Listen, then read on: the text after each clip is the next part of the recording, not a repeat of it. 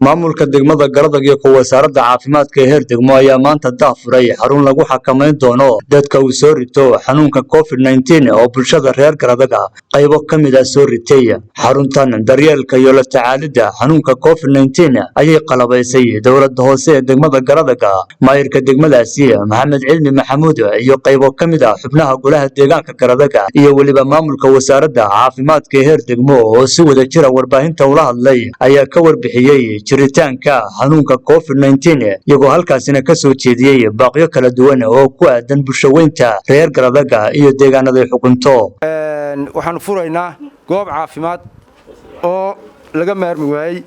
markii aanu sunnimi haddaanu nahay bahda caafimaadka degmada Garadag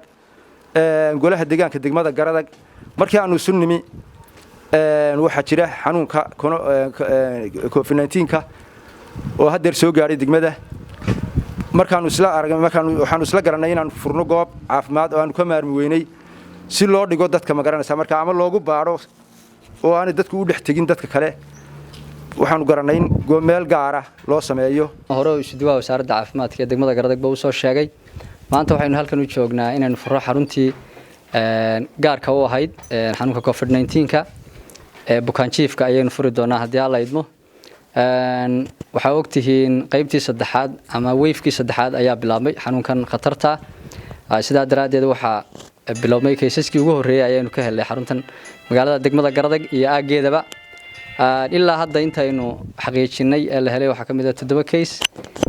anigoo ku metelay ayoomenhan waxaan keenay maanta aan wasaaradda caafimaadka ugu wareejinay haday tahay qalabkii meesha laga shaqeynayay haday tahay COVID-19 ka maxay tahay face mask ama BBA ga ka mid yahay dawooyinkii sidoo kale ay ka mid tahay waxaan mar kasta la garab taaganahay wax laala iyo wixii loo qabanayo dadka bukaankeena xanuunsanaya farhiin uga diray bulshooyinka reer Garadag waxaan leeyahay waa sida ka warhaysaanba waxa inagu soo kordhay xanuunkii saf marka ahaa oo ku soo kordhay degmada oo kiisaskiisa lagu hayo waxaan baaq dheer iyo baaq gaaban baa idinku farayaa inaad mar walba la socotaan fariimaha ka soo baxaya wasaaradda caafimaadka in yarun baan soo jeedinayaa 3 qodob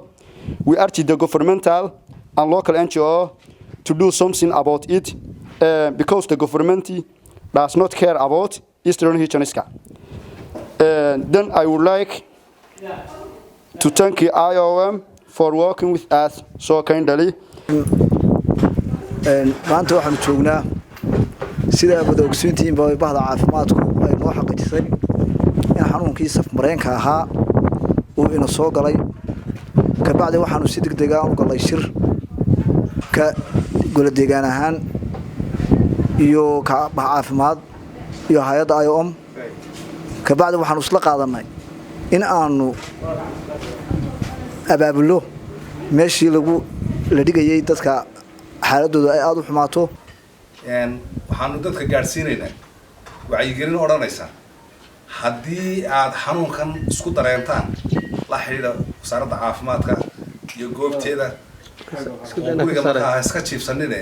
horta bal ogaada xanuunku wuxuu yahay marka xanuunka qofkii la ogaado qaar waxay noqon doonaa in la qaado dhulka dhaqaatiirta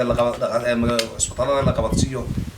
qaarna loo sameeyo sariir jiif oo halkana qaarna bukaan socod noqdaan kuwa saasay u qaybsami doonaan arrintaana wasaaradda caafimaadka ku shaqaale oo kala habayn doonta annagu inteena kale waxaan Maxamed Gumburi Bulsho TV Garadag.